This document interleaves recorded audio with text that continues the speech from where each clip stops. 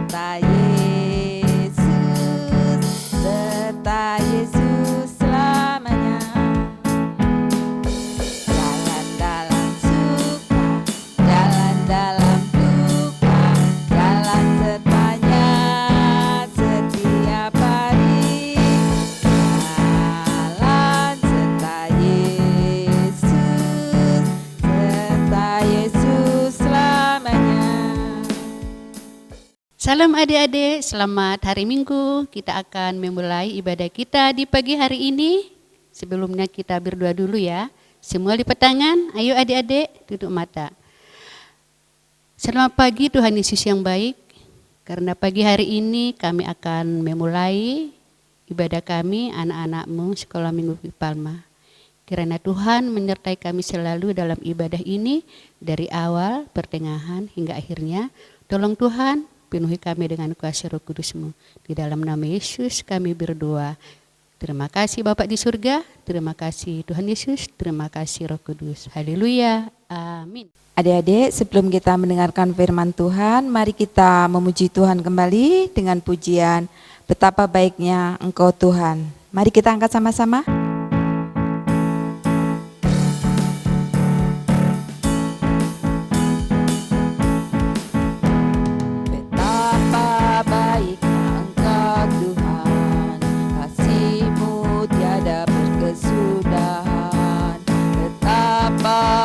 Kasih-Mu Yesus, jiwaku diselamatkan.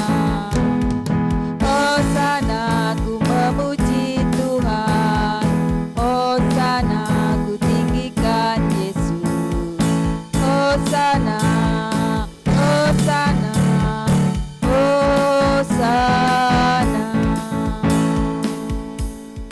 Adik-adik, sebelum kita mendengarkan firman Tuhan, kita akan siapkan Alkitab kita,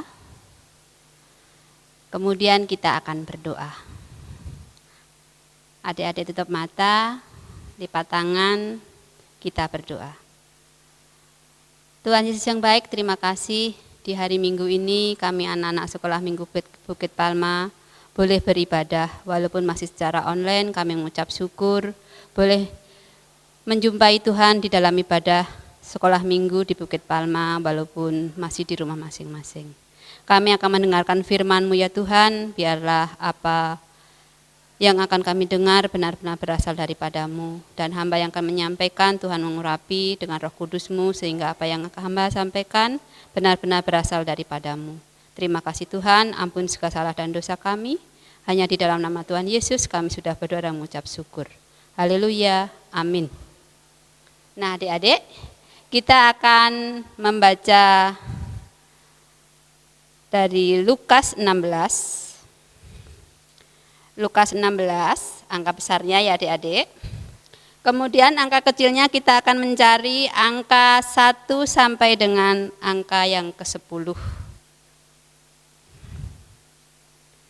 Adik-adik sudah ketemu?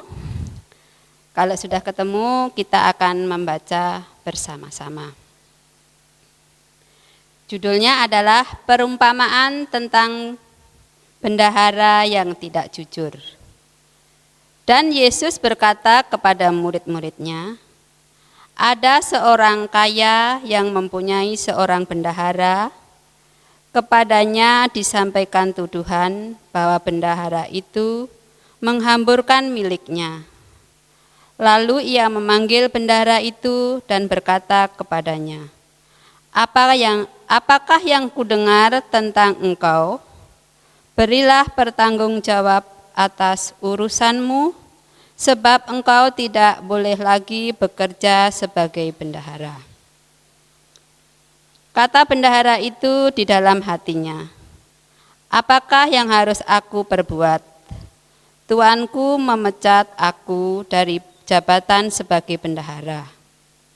Mencangkul aku tidak dapat. Mengemis aku malu. Aku tahu apa yang akan kuperbuat, supaya apabila aku dipecat dari jabatan sebagai bendahara, ada orang yang menampung aku di rumah mereka. Lalu ia memanggil seorang demi seorang yang berhutang kepada tuannya. Katanya kepada yang pertama, berapakah hutangmu kepada tuanku? Jawab orang itu, 100 tempayan minyak. Lalu katanya kepada orang itu, inilah surat hutangmu, duduklah dan buatlah surat hutang baru sekarang juga, 50 tempayan. Kemudian ia berkata kepada yang kedua, dan berapakah hutangmu? Jawab orang itu, 100 pikul gandum. Katanya kepada orang itu, inilah surat hutangmu, buatlah surat hutang yang lain, 80 pikul.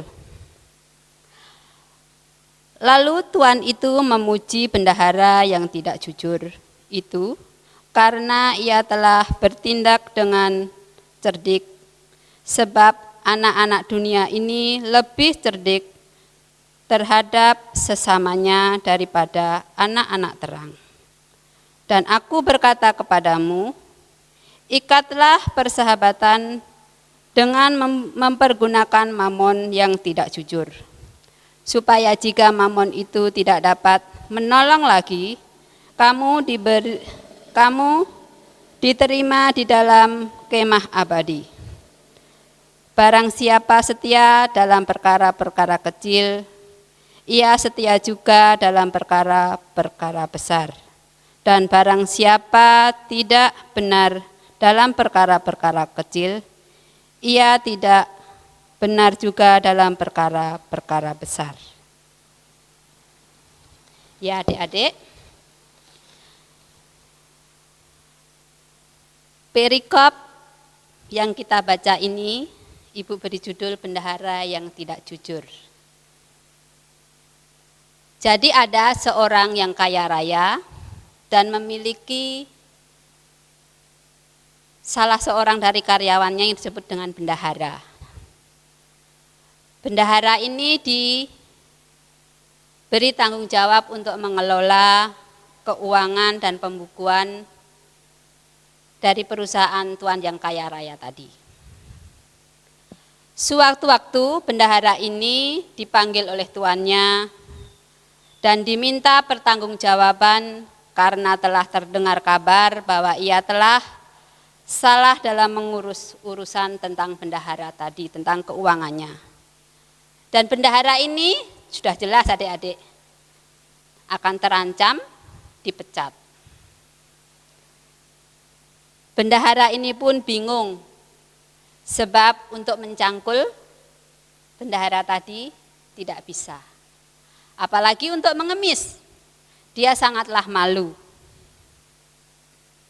Dalam hatinya bendahara tadi berpikir dan berencana, dan rencana ini dilaksanakan dengan cara membuat surat utang yang baru. Yang tadinya ada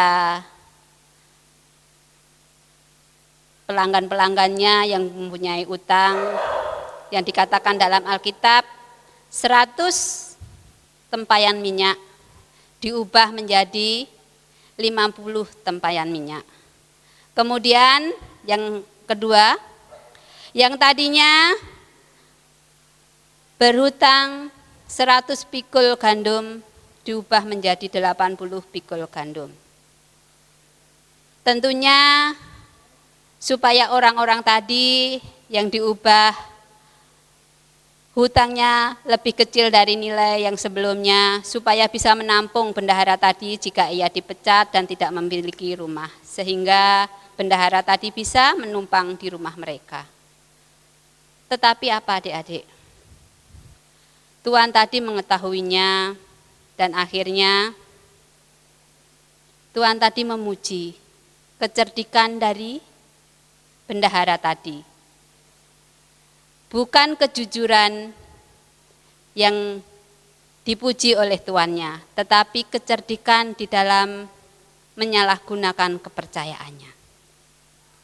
Nah adik-adik, ibu ada cerita. Ada 4 orang murid. Cerita ini ibu beri judul Ban Mana Yang Pecah. Ada 4 orang murid yang berencana untuk membolos. Mereka berempat sepakat untuk memberi alasan bahwa membolos karena ban mobilnya pecah. Itu alasan mereka berempat, biar sama dan tidak diketahui oleh gurunya. Keesokan harinya, ke-4 murid tadi dipanggil oleh gurunya. Dan mereka diminta untuk mempertanggungjawabkan kenapa kok membolos. Serentak mereka menjawab, ban mobil kami pecah Pak dan harus diganti. Itu jawaban mereka. Tetapi guru ini tidak kalah pintarnya dengan anak-anak tadi. Kemudian anak-anak tadi disuruh untuk duduk berjauhan dan diberikan kertas untuk menjawab pertanyaan dari guru tadi. Pertanyaannya adalah, di mana ban mobilmu pecah waktu itu? Kemudian pertanyaan yang kedua, di mana kamu menempel ban itu? Kemudian dilanjutkan juga, siapa yang membayar ban mobilmu waktu pecah tadi?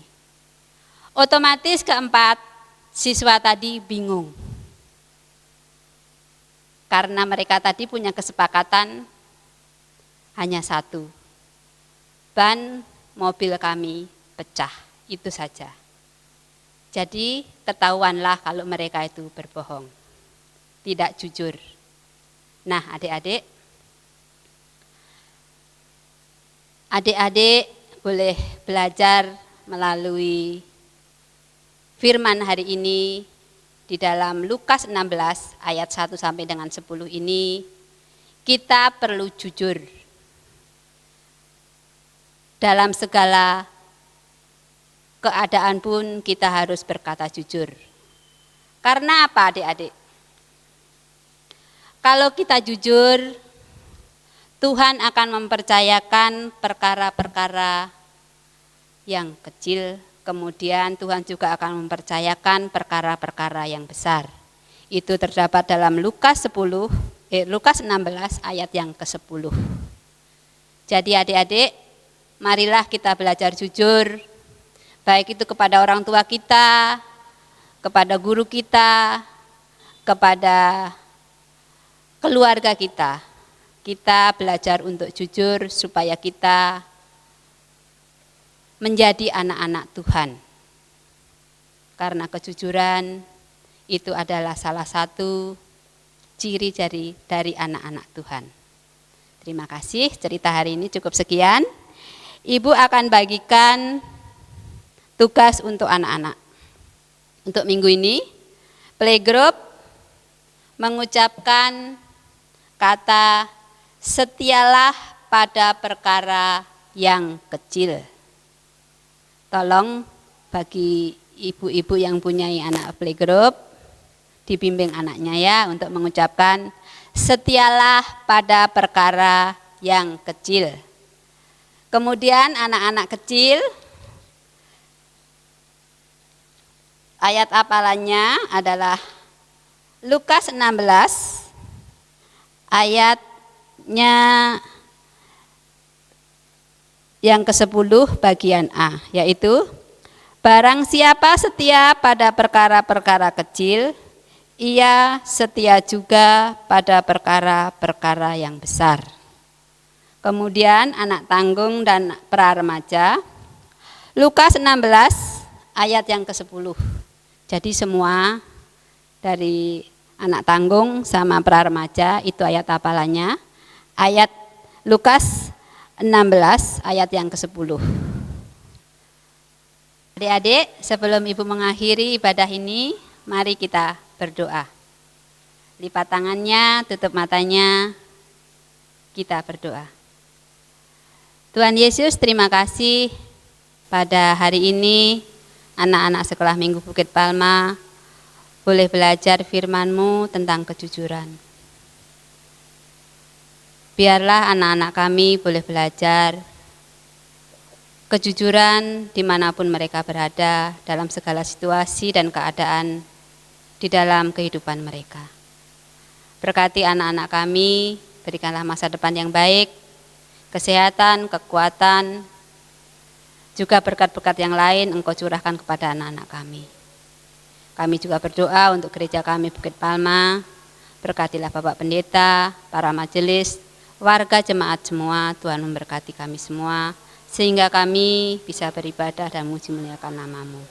Terima kasih Tuhan Yesus, inilah doa dan syukur dari kami, di dalam nama Tuhan Yesus kami sudah berdoa dan mengucap syukur. Haleluya, amin.